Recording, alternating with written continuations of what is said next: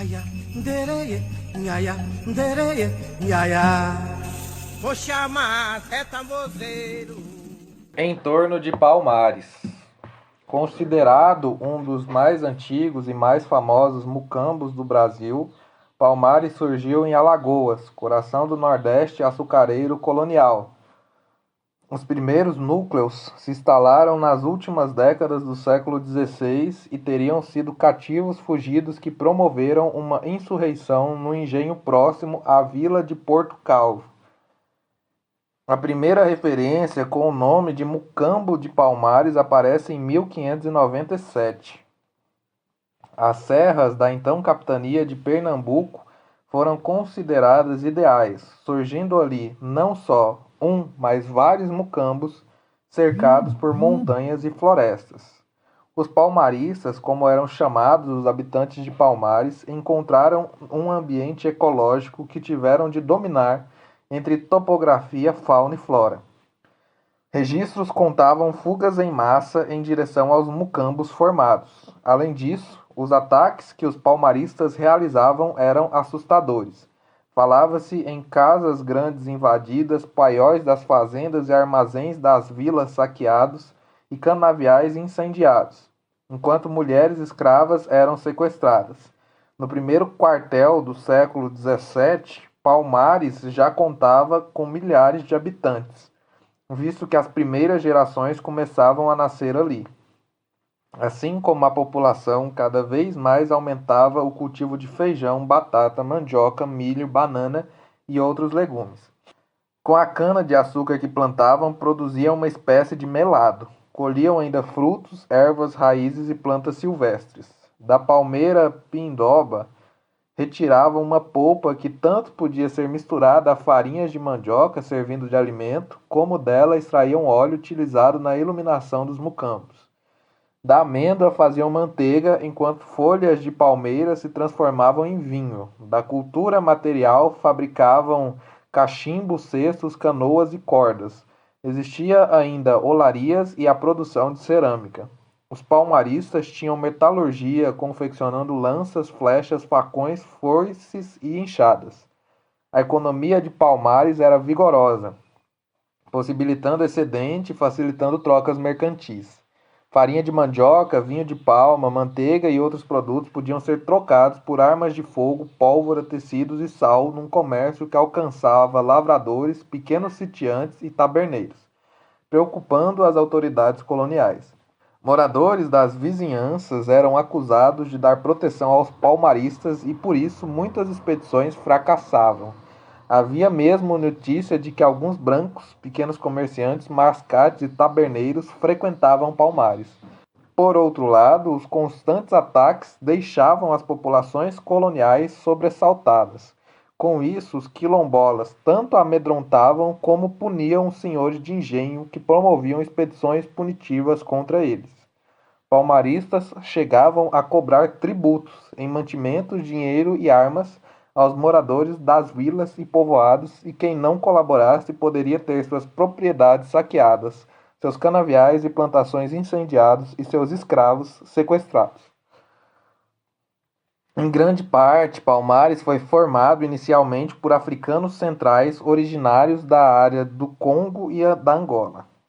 Mas as culturas que forjaram tiveram influência de práticas mágicas e rituais de várias partes da África, assim como de indígenas e do catolicismo apreendido nas senzalas. Sabe-se que muitos africanos centrais já tinham entrado em contato com o cristianismo na própria África desde meados do século XV.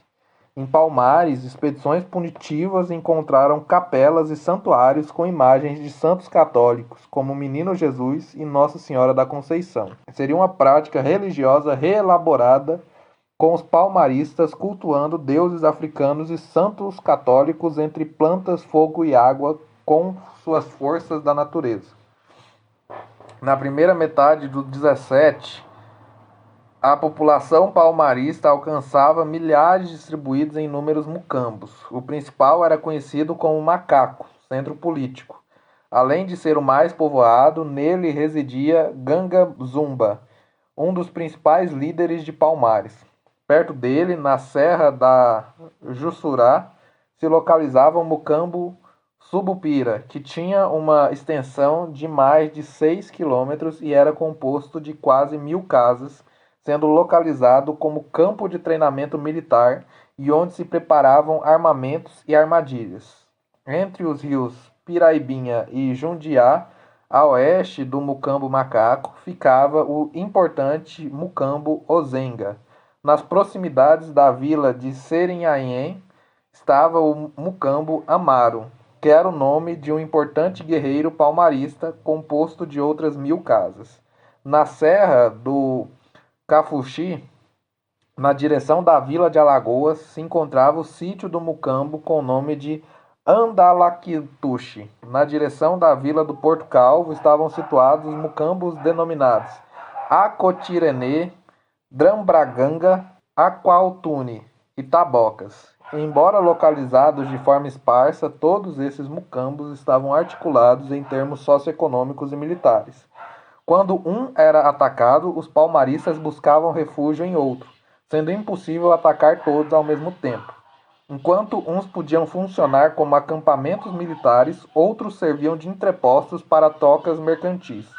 Segundo denúncias, com certo exagero, chegavam às autoridades coloniais, os mucambos palmaristas alcançavam áreas das capitanias de Sergipe, Paraíba e Rio Grande do Norte.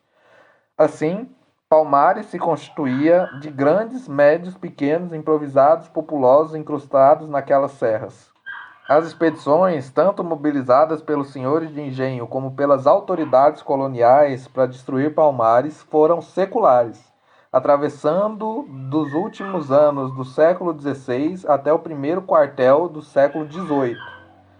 Em 1602, o governador-geral do Brasil, Diogo Botelho, enviou a primeira grande expedição militar sob o comando do oficial português Bartolomeu Bezerra. Em 1614, tropas compostas de indígenas aliados dos portugueses foram enviadas contra Palmares. A partir de 1630, a existência e o crescimento de Palmares passou a ser problema dos holandeses, que tinham invadido a capitania de Pernambuco, motivados por interesses comerciais no mercado do açúcar e no comércio atlântico de africanos. O mundo do açúcar ficou desestabilizado com engenhos, vilas e Olinda ocupados pelos holandeses, que passaram a controlar a produção açucareira e o tráfico negreiro para o Nordeste. Com o caos provocado pela guerra colonial, com abandonos e saques de fazendas e engenhos, as fugas de escravos recrudesceram ainda mais. Aumentaram os ataques palmaristas às vilas, aos engenhos e povoados. O governo holandês preparou uma expedição para destruir Palmares. Segundo as informações conseguidas através da espionagem de Bartolomeu Lins, que tinha vivido entre os palmaristas na Serra da Barriga, existiam dois grandes quilombos, Palmares grandes, compostos de 5.000 habitantes, e Palmares pequenos, com 6.000. Em 1644, marchou a primeira expedição holandesa sob o comando do capitão Rodolfo Baro, composta de centenas de soldados e contingentes de índios tapuios. Alcançou-se Palmares grandes e mais de 100 quilombolas acabaram mortos e muitos outros capturados. A segunda e maior expedição holandesa contra Palmares foi comandada pelo capitão João Blaer, experiente militar. Sua tropa, em mais de um mês de marcha pela floresta, localizou dezenas de pequenos e médios quilombos, um deles o de Oiteiro, dos Mundéus, abandonados pelos palmaristas. O relato dessa expedição militar é um dos documentos mais detalhados sobre a organização espacial e social de Palmares, principalmente para a primeira metade do século XVII. Diário de viagem do capitão João Blaer aos Palmares, 1645.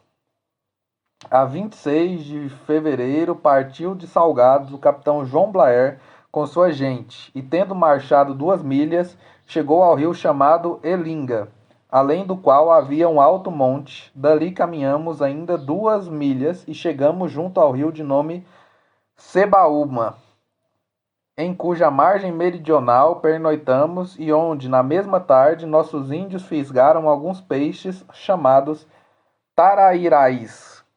Em 26 do mesmo, pela manhã, transpusemos o rio e o alto monte, e tendo marchado boas 4 milhas, chegamos a um pequeno rio chamado Tamala, onde descansamos um pouco. Prosseguindo depois da marcha, 1 milha além, chegamos a um antigo engenho de nome São Miguel, aonde ainda vimos jazer algum cobre e ferragens do velho engenho. Dali caminhamos 1 milha e chegamos ao rio São Miguel, acampando pela noite em sua margem do norte. A 28, continuamos a marcha ao longo da dita margem por espaço de 1/4 de milha. Atravessamos então o rio e caminhamos 1 milha pequena, quando de novo passamos para o lado norte e após meia milha de marcha encontramos alguns mundéus ou armadilhas para pegar caça, as quais porém estavam vazias. Ali acampamos para no outro dia mandar examinar se não havia nas imediações pegadas de negros. À mão direita do nosso acampamento ficava um grande alagadiço ou pântano. A 1º de março, pela manhã, o capitão de nossos índios matou à flecha um grande pássaro chamado engima, na nossa língua pássaro de chifre, pois tem um corno do comprimento de um dedo sobre a cabeça, e outros em cada asa, os quais dizem servir de contraveneno. A 2 do dito mês, o capitão matou ainda um outro desses pássaros. Neste dia, mandamos nossa gente e os índios à procura de pegadas, mas nada encontraram. Por isso ficamos ali aquela noite, e também o capitão João Blair, tendo caído mortalmente doente, voltou com 5 holandeses e 12 índios, carregado para as Alagoas. O tenente Janger Rengenbach continuou conosco a marcha e caminhamos 1 milha por dentro do mato, na margem sul do rio São Miguel. A 4, através de uma campina chamada Campo de Umanhã. Ali pernoitamos na margem sul do rio São Miguel, que era toda cheia de penhascos. A 3 do dito, prosseguindo na marcha através dessa campina Umanhã, passamos 3 rios arenosos e secos, nos quais apenas havia água para beber. Estes rios são chamados de Câmara, continuando o caminho pela campina, e por espaço de 1 milha, por dentro do mato, deixamos à nossa esquerda um monte muito alto chamado Taiapou. Pouco depois, chegamos a um rio de nome Sagou, junto ao qual acampamos. A 4 do dito, demos de uma pequena milha de marcha, chegamos a um braço do citado rio Sagou. Tínhamos um bom caminho que deixamos à esquerda e metemos-nos pelo mato, e 1 milha adiante atravessamos um alto monte, 2 milhas além da qual pernoitamos junto ao riacho. Às 5 do dito, marchamos durante 3 boas milhas por dentro do mato e transpusemos alguns montes, porém nem altos nem íngremes, e ali acampamos. Às 6 do dito, prosseguimos na marcha e chegamos ao rio de nome Pevirgavo, o qual subimos por espaço de 5 milhas, ora numa, ora noutra margem, até chegarmos ao rio Paraíba, que despeja na Alagoa, junto ao engenho de Gabriel Soares. Encontramos nossa gente, que havia reconduzido o capitão João Blair para Alagoas, a 5 milhas do engenho de Gabriel Soares, no lugar chamado Barra do Parugavo, onde o rio Parangabo desemboca no Paraíba. Disse a nossa gente que só com grande trabalho tinham conseguido subir aquele rio Paraíba, andando pelo leito cheio de penhascos submersos, porquanto as margens estão recobertas de vegetação tão densa que é quase impossível atravessá-la. Esse rio é muito piscoso e se estende mais para o norte. Ali pernoitamos. Às 7 do dito, permanecemos acampados e mandamos nossa gente pescar. Pegaram peixes em abundância, tanto a flechadas como com anzóis. A 8 do dito, passamos para a margem sul desse rio e subimos o rio Parangabo, por espaço de 5 milhas, margeando ora de um, ora do outro lado. Neste caminho estivemos nós mesmos de abri-lo.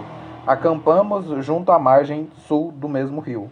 A 9 do dito, pela manhã, continuamos a marcha por dentro do mato durante 6 boas milhas e transpusemos alguns montes, uns dos quais bem altos, até chegarmos ao passo de Dona Ana, distante 5 milhas de Salgados, junto a um rio de nome Itubauama, perto do qual pernoitamos. A 10 do dito, pela manhã, marchamos 2 milhas, tendo deixado à nossa direita um alto monte chamado Waipou, Chegamos na campina a um rio arenoso e seco, onde nossos índios mataram a flechada 6 grandes e 2 pequenos porcos do mato. Dali caminhamos ainda 3 milhas, em parte pelo leito do rio seco, até o rio São Miguel, junto ao qual acampamos. A 11 do dito, seguimos rumo a oeste, passando ora por dentro do mato, ora pela campina, e às vezes pelo leito dos rios secos, em um dos quais, chamado São Miguel, pernoitamos. A 12 do dito, subimos o rio São Miguel durante 5 milhas, encontrando aqui e ali água para beber. Depois passamos para a margem sul e chegamos a um campo aberto chamado Pasto Novo, ou Campo de Tamala. Ali deixamos à nossa direita 2 montes alcantilados, a que dão o nome de Grazíqua. Também havia em vários lugares muito capim comprido. Essa campina tinha 2 milhas de extensão e, tendo feito ainda meia milha por dentro do mato, acampamos e fizemos cavar poços, a fim de achar água para beber. A 13 do dito, pela manhã, seguimos na direção norte e, feita meia milha de caminho, chegamos de novo ao rio São Miguel. Em um quarto de milha mais adiante, despenha-se de um monte situado ao oeste. Galgamos este, que era todo de penhascos e tem nome Cachoeira de São Miguel. Essa cachoeira não é tão elevada quanto a do Paraíba, que tem 4 vezes sua altura. Estivemos acima dessa cachoeira do Paraíba, mas não junto a ela. Nesse lugar descansamos um pouco e enviamos um negro que trazíamos conosco, com alguns índios a bater o mato, os quais nos trouxeram 6 grandes porcos do mato e um pequeno, mortos à flecha. Depois prosseguimos na marcha e acampamos junto à margem sul do rio São Miguel. A 14 do dito, depois de havermos subido por algum tempo esse rio, passamos para a margem norte, aí 1 milha adiante galgamos um elevado monte de bem meia milha de altura, de cima do qual subimos ainda um outro monte, porém não tão alto. Caminhando quase sempre com rumo norte ou nordeste, cerca de 1 milha além chegamos a um rio arenoso e seco, cheio de penhascos. Marchando mais 2 milhas, passamos perto do lado ocidental de uma cachoeira, não muito íngreme, mas presentemente sem água, no rio que aflui para o Paraíba. No dito rio acampamos, chovendo durante a noite. A 15 do dito, pelas 8 horas da manhã, conquanto ainda chovesse, partimos e depois de 1 milha de caminho, deixamos aquele rio à nossa direita. Chegamos a um outro cheio de penhascos. Em seu leito marchamos durante todo o dia, saltando de um penhasco para outro, como os cabritos nas ilhas do Mar do Norte, na extensão de 5 ou 6 milhas, ora em direção ao norte, ora a leste, até o rio Paraíba. Choveu todo dia e pernoitamos na margem norte desse rio. A 16 do dito, subimos o rio Paraíba, bem umas 6 milhas, e vimos à direita alguns montes. Neste dia marchamos com um grande trabalho por cima dos penhascos que eriçavam o leito do rio, onde muitos dos nossos levaram quedas, entortando suas armas e seus membros, mas não se extraviaram. Acampamos na margem norte do Paraíba. A 17 do dito, partindo da margem norte do Paraíba, chegamos, depois de boas 5 milhas de caminho, a um outro rio que, vindo do norte, despejava no rio Paraíba, e subimos por ele durante todo o tempo. O leito estava cheio de penhascos. Neste dia esgotaram nossos viveres, bem como a dos brasilienses. Quando teremos outro, só Deus sabe. Ali na margem sul deste rio pernoitamos, avistando do outro lado um monte alto que no dia seguinte galgamos. No dia 18 do dito, ganhamos o cimo do referido monte, que era alto e íngreme, e sobre o qual encontramos água para beber. A esse monte demos nome de Oiteiro dos Mundéus, ou Monte das Armadilhas, porquanto em cima dele havia bem 50 ou 60 destas para pegar caça, mas eram todas velhas de 3 anos. Transposto esse monte, chegamos 1 milha adiante a uma antiga plantação onde encontramos algumas pacovás verdes. Dali por diante, tivemos de cortar caminho através de um denso canavial na extensão de 2 milhas. Em seguida, chegamos ao velho Palmares, que os negros haviam deixado desde 3 anos, abandonando-o por ser um sítio muito insalubre, e ali morreram muitos dos seus. Esse Palmares tinha meia milha de comprimento e 2 portas. A rua era da largura de uma braça, havendo no centro 2 cisternas, um pátio onde tinha estado a casa de seu rei e, presentemente, um grande largo no qual o rei fazia exercício com sua gente. As portas desse Palmares eram cercadas por 2 ordens de paliçadas ligadas por meio de travessões, mas estavam tão cheias de mato que com muito custo conseguimos abrir passagem. Dali por diante, marchamos por espaço de milha e meia, sempre por dentro de roças ou plantações abandonadas, nas quais, porém, havia muitas pacovás e canas com que matamos a fome. Em uma dessas roças acampamos e assamos pacovás. No 19 do dito, pela manhã, caminhamos meia milha e chegamos ao outro Palmares, onde estiveram os 4 holandeses com brasilienses e tapuias. Incendiaram em parte, pelo que os negros o abandonaram e mudaram o pouso para dali a 7 ou 8 milhas, onde construíram um novo Palmares, igual ao que precedentemente haviam habitado. Uma milha adiante, demos com um bonito rio, cheio de penhascos, chamado Cabeleiro, e afluente do rio Mundal, que despeja na Alagoa do Norte. Depois de ainda 2 milhas de marcha, chegamos a um riacho que corria em direção a leste e passamos 2 montes, tendo continuamente chuva. Ali pernoitamos. A 20 do dito, depois de caminhar 4 boas milhas, passando alguns montes e rios, chegamos ao rio chamado Japondá. Durante este dia, encontramos todas as meia horas mucambos feitos pelos negros, quando deixaram o velho Palmares pelo novo, situado a leste e sudeste do primeiro. 2 milhas adiante, demos com outro mucambo dos negros, onde tivemos de esperar bem 2 horas por 3 dos nossos soldados estrupiados. Chegados estes, apenas caminhamos ainda 1 milha, por estarmos fadigados e ser quase noite, e molhados pela chuva constante que se prolongou por toda a noite. Estivemos acampados junto a um rio até a saída da lua. Às 2 horas da madrugada fizemos alguns fachos que acendemos e marchamos milha e meia por dentro do mato até chegarmos à porta dos Palmares, quando já vinha amanhecendo. Ao amanhecer do dia 21, chegamos à porta ocidental dos Palmares, que era dupla e cercada de 2 paliçadas, com grossas travessas entre ambas. Arrombando-a, encontramos do lado interior um fosso cheio de estrepes, em que caíram ambos os nossos cornetas. Não ouvimos ruído algum, senão o produzido por 2 negros, um dos quais prendemos, junto com a mulher e filho, os quais disseram que desde 5 ou 6 dias ali havia apenas pouca gente, porquanto a maioria estava em suas plantações e armando mundéus no mato. Ainda mataram nossos brasilienses 2 ou 3 negros no pântano vizinho. Disseram ainda que os negros pegados, que seu rei sabia da nossa chegada, por ter sido avisado das alagoas. Um de nossos cornetas, enraivecido por ter caído nas estrepes, cortou a cabeça de uma negra. Pegamos também outra negra. No centro dos Palmares havia outra porta. Ainda outra do lado do alagadiço e uma dupla do lado leste.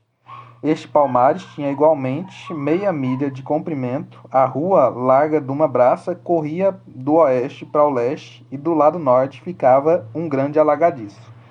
No lado sul, tinha derrubado grandes árvores, cruzando e atravessando umas em cima das outras. E também o terreno por trás das casas estava cheio de estrepes. As casas eram em número de 220, e no meio delas erguiam-se uma igreja, 4 forjas e uma grande casa de conselho. Havia entre os habitantes toda sorte de artífices, e seu rei os governava com severa justiça, não permitindo feiticeiros entre sua gente. E, quando alguns negros fugiam, mandava-lhes crioulos no encalço, e uma vez pegados eram mortos, de sorte que entre eles reinava o temor, principalmente nos negros de Angola. O rei também tem uma casa distante dali 2 milhas, com uma roça muito abundante. Casa que fez construir a saber de nossa vinda, pelo que mandamos um dos sargentos com 20 homens a fim de prendê-lo, mas todos tinham fugido, de modo que apenas encontraram algumas vitualhas de pouca importância. No caminho para a casa do rei, tivemos de atravessar um monte alto e muito íngreme, da altura de bem 1 milha. Queimamos a casa do rei e carregamos os víveres. Também encontramos roças grandes, na maior parte de milho novo, e achamos muito azeite de palmeira, que os negros usam em sua comida, porém nada mais. Suas roupas são quase todas de entrecasca de árvores e pouca chita, e todas as roças são habitadas por 2 ou 3 indivíduos.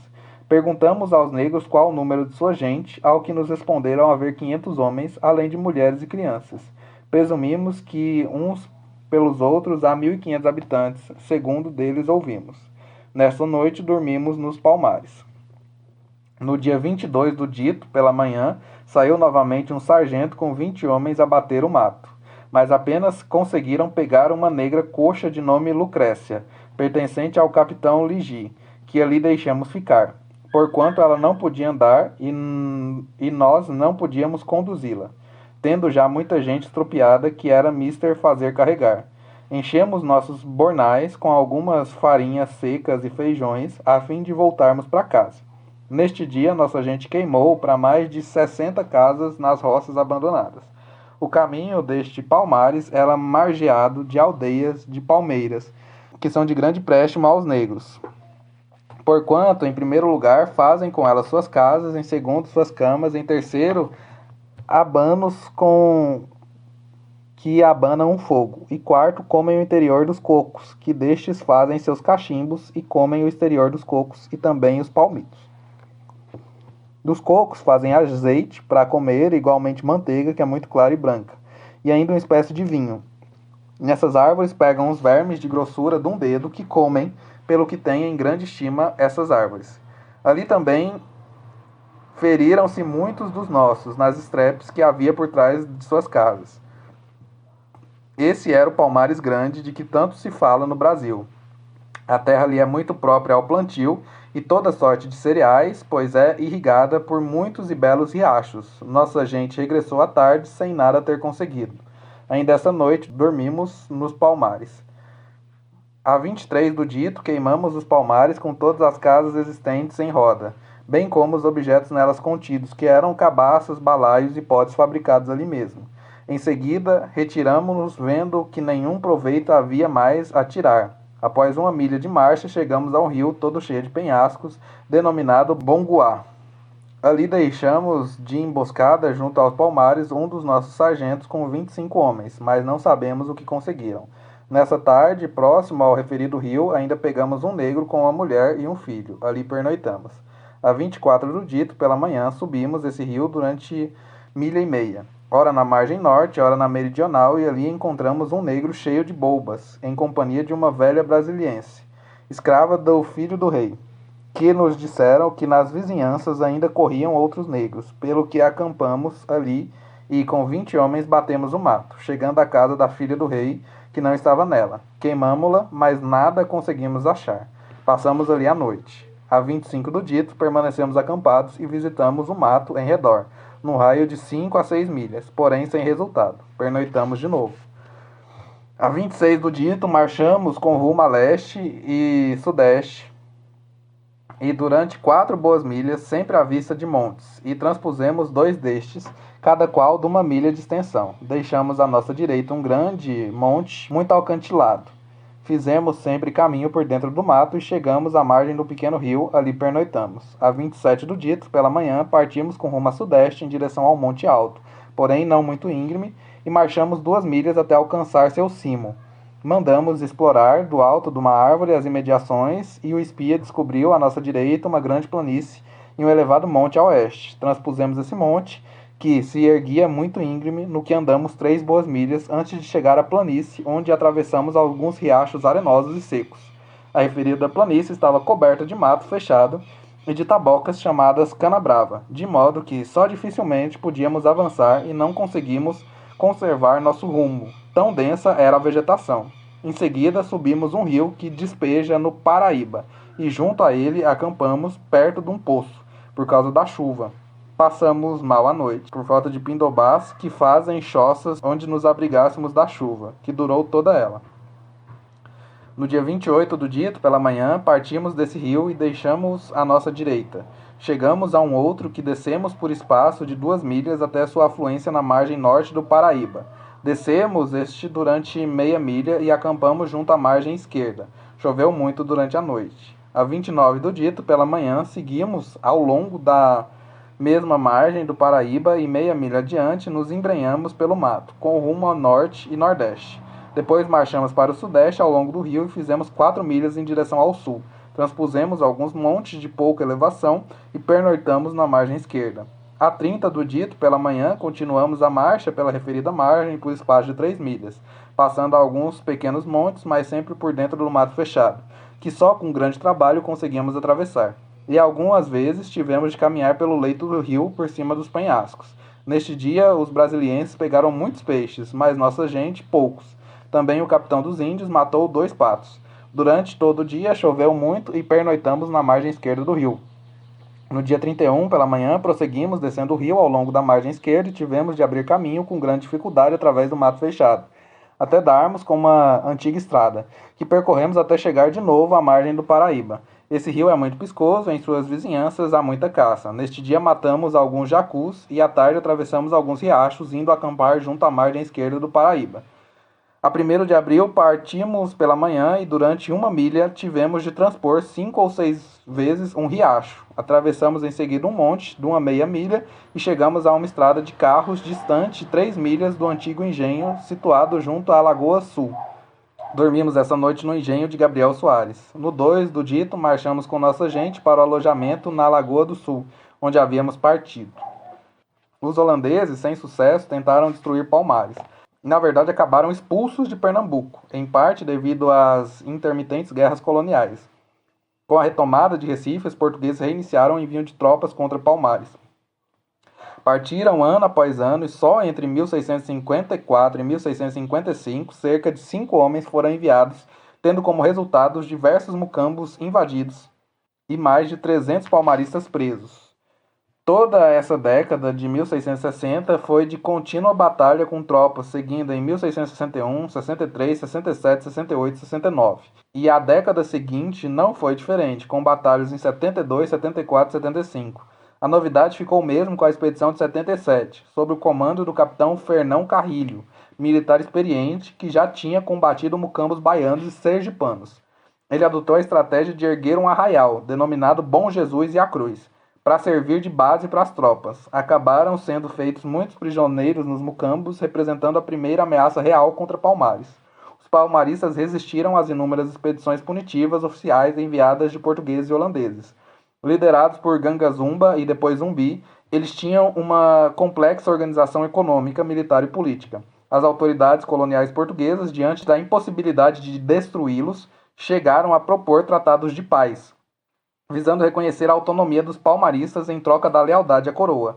Reconheceriam o território quilombola, deveria ser transferido para Cucaú e ofereciam liberdade somente para os negros nascidos em Palmares, mas exigiam a devolução dos recentemente fugidos. Inicialmente aceito em 1678, esse acordo foi posteriormente rechaçado pelos próprios quilombolas e principalmente sabotado por fazendeiros e negociantes interessados nas terras ocupadas pelos palmaristas.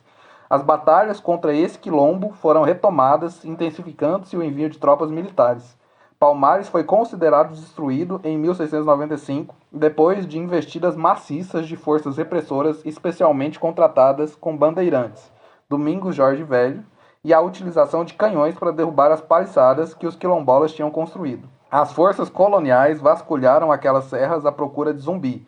Mais que destruir todo o Palmares, sua captura era considerada fundamental para as autoridades da colônia. O líder palmarista, bem protegido, acaba traído.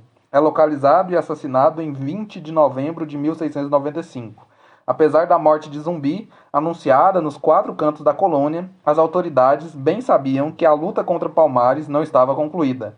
Havia ainda milhares de quilombolas naquelas serras alagoanas. Mesmo nas capitanias vizinhas, os palmaristas já se faziam presentes. As batalhas continuaram. Em 1696 é atacado o quilombo de Quissamá. A liderança de Palmares passa a ser de Camoanga. A ocupação paulatina das serras pernambucanas vai empurrando os quilombolas para outras regiões. Nos primeiros anos do século XVIII, Palmares continuava a dar trabalho para as autoridades coloniais. Em 1703, o líder Camoanga é morto durante um ataque. Pelo menos até o ano de 1725, forças de repressão permanecem acantonadas na região. Qualquer tentativa de reorganização de Palmares tinha de ser impedida. Alguns quilombos ainda povoaram a região. Desta vez, estão mais dispersos, pois foram empurrados para o interior. Muitos quilombolas migram para a capitania da Paraíba. onde estabelecem seus mucambos. Mesmo sem ser totalmente destruída, a unidade dos quilombos em torno de Palmares nunca mais foi reconstituída. Até 1736, Alagoas continuou a ter notícia de quilombos ali estabelecidos. Passada a abolição, Palmares e Zumbi se transformaram em tema de militância política. No ano de 1995, foram comemorados 300 anos da morte de Zumbi, líder dos quilombos localizados na Serra da Barriga, capitania de Pernambuco. Tratou-se de uma data importante também para a comunidade negra. A data de 20 de novembro é feriado em várias cidades brasileiras. A data foi transformada pelos movimentos negros nos anos 70 no Dia Nacional da Consciência Negra e atualmente na Serra da Barriga há um monumento em homenagem a Zumbi.